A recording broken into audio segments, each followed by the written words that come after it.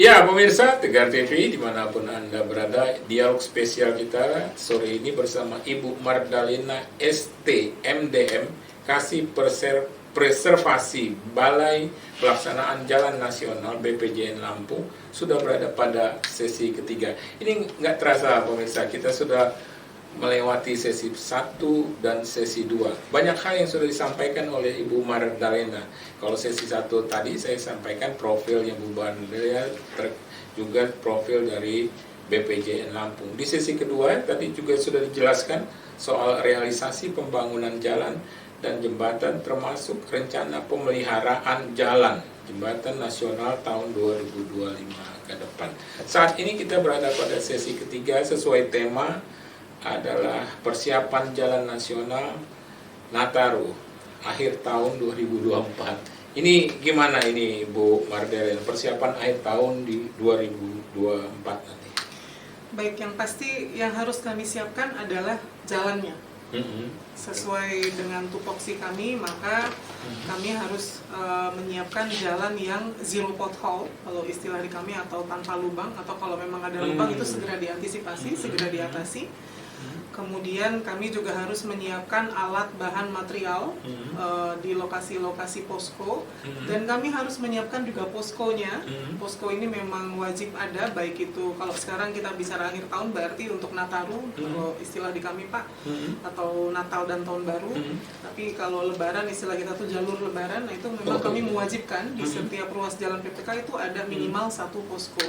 Nah, posko ini fungsinya selain memang nanti untuk penempatan alat berat, material yang untuk sifatnya pekerjaan mendesak, itu juga untuk bisa dijadikan tempat beristirahat bagi pengendara atau pengemudi.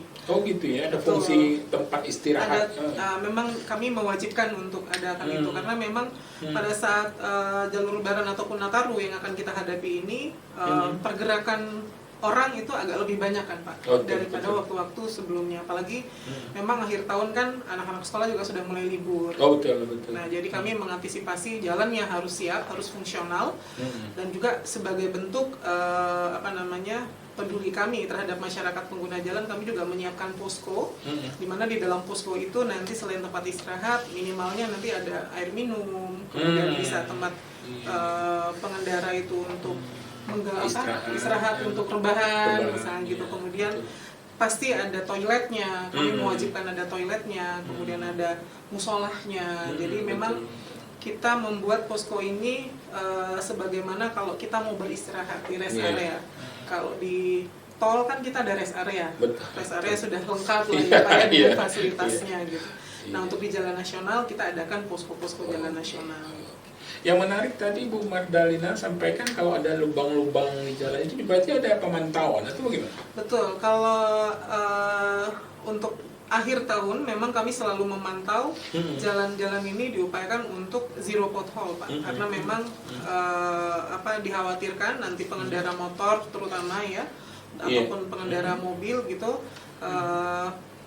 akan berakibat dari si lubang-lubang ini atau berdampak dari si lubang-lubang ini. Makanya kami mengupayakan seoptimal mungkin untuk jalur Nataru itu diupayakan untuk tidak ada lagi lubang-lubang di jalan, untuk meminimalisir jumlah kecelakaan yang mungkin terjadi. Nah, ini juga kami kerjasama dengan para penyedia jasa PPK untuk menyisir kembali.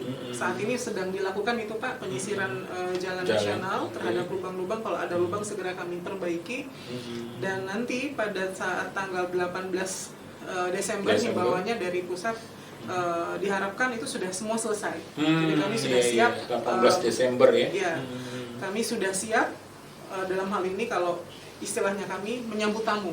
Kami itu adalah teman-teman yang akan moving banyak ini akhir tahun ini yang akan menggunakan jalan nasional kita seperti itu. Tapi terkait seperti yang kata Bu Mardalina sampaikan, kemantapan jalan nasional saat ini kan 92%. Kalau dilihat dari angka itu kayaknya nggak terlalu masalah soal lubang-lubang. Insya Allah nggak masalah. Kalau lubang bisa saya katakan cukup sedikit sudah sekarang. Cuman memang kalau kayak di wilayah barat tantangan kami lebih ke rating ya. Jadi karena tonase yang lewat itu berat, kemudian banyak, jadi aspalnya itu naik Nah ini Iya, juga iya. sebenarnya cukup berbahaya, terutama untuk kendaraan bermotor roda 2.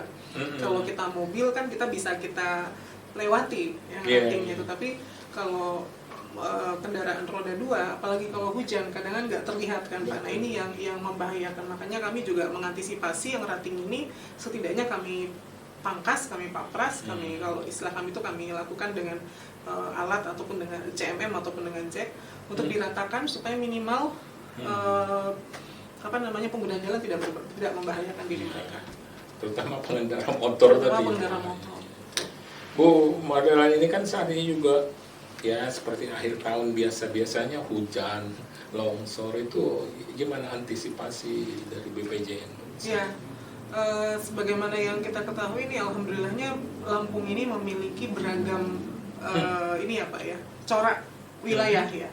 Kalau kita tahu seperti di wilayah pantai timur atau kita bilangnya di timur itu relatif datar, ya kan, relatif paling di situ ada rawa. Itu kalau di barat campur, ada yang datar, ada yang beberapa tebing. Nah, kalau yang di tengah punten. Kalau yang di barat itu lebih banyaknya ke tebing. Nah, kami memetak kalau di BPJN Lampung peta untuk lokasi rawan longsor itu lebih banyak ke wilayah barat. Karena memang jalan-jalan nasional kami betul. Jalan-jalan nasional kami sebagian di wilayah barat itu ada yang posisinya ada yang di tebing, dan memang kalau teman-teman tahu ada di kawasan Taman Nasional Bukit Barisan Selatan, itu juga ada jalan nasional kita di situ, dan di situ titik-titik longsor kita cukup banyak di situ Pak. Namun dalam menghadapi Nataru ini kami juga sudah menyiapkan DRU kalau istilah kami, atau Disaster Relief Unit, di mana bahan, material, kemudian alat berat ya, terutama seperti ekskavator atau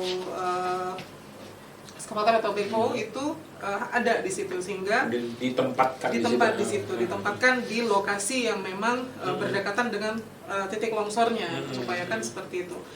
Sehingga harapan kami apabila terjadi longsor dalam waktu yang tidak terlalu lama, jalan ini sudah bisa dilalui. Kalau sudah memang bisa longsornya diperbaiki ya segera ya.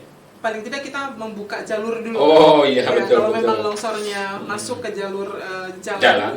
Nah itu kami harus segera bersihkan dulu, sehingga pergerakan kendaraan ini bisa sesegera mungkin melalui jalan itu, sambil kami nanti juga melakukan pembersihan atau perbaikan yang diperlukan sesuai dengan kondisi saat itu.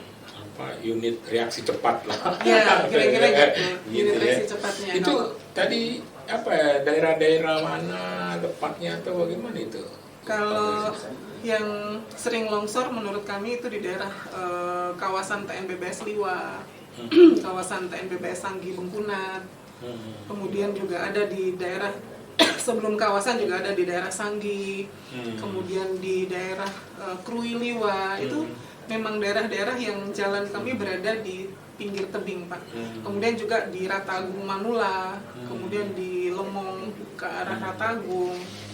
Itu sudah artinya risiko longsor itu sudah bisa diketahui dan bisa diantisipasi lah ya. Betul, itu tadi Pak, cara mengantisipasinya memang kami sesuai juga dengan arahan dari pusat, kami menyiapkan itu, karena tentu saja kan kita tidak mau ada longsor. Iya Pak. betul. Nah, cuman kita harus mengantisipasi. Iya, betul. How if-nya kita harus tetap antisipasi. Bagaimana kalau longsor? Makanya kami di situ mewajibkan di posko-posko kami di wilayah-wilayah yang tersebut banyak kemungkinan ada longsornya, itu tadi harus ada alat berat, grader, backhoe atau ekskavator tadi, kemudian harus ada material, bahan seperti bronjong misalnya, kemudian batu besar misalnya gitu untuk mengisi bronjongnya gitu. Yang pasti juga operator harus ada. Karena kalau ada alat nggak ada operator nggak bisa jalan juga. Iya betul. Ya harus standby di situ. Saya itu yang tertarik ini Bu Mardalena, kalau misalnya ada kita nggak mau bencana, tapi kalau ada bencana memang saya lihat ada pengumuman untuk pengguna jalan dan sebagainya, itu gimana? Memang SOP-nya tuh gimana? Ya kalau ada bencana ataupun pembangunan biasanya Pak ya, kayak kami kan sekarang lagi melakukan pembangunan penggantian jembatan Waisabuk. Betul Waisabuk. Di lintas tengah. Itu memang kami harus memberikan informasi kepada masyarakat umum, diupayakan kepada seluruh pengguna jalan. Kami berkolaborasi dengan BPTD karena untuk urusan jalan nasional juga menjadi sarananya juga menjadi tanggung jawab teman-teman BPTD, dalam hal ini perpanjangan tangan dari Kementerian Perhubungan, kemudian kerjasama dengan kepolisian, dengan Polda sini dan kepolisian setempat untuk mengantisipasi bagaimana caranya masyarakat ini tahu bahwa kita ada kegiatan di situ. Karena dengan kita mengadakan duplikasi jembatan Waisabuk, maka tentu saja arus keluar masuk barang atau orang itu kan akan terganggu. Nah, begitu juga dengan bencana.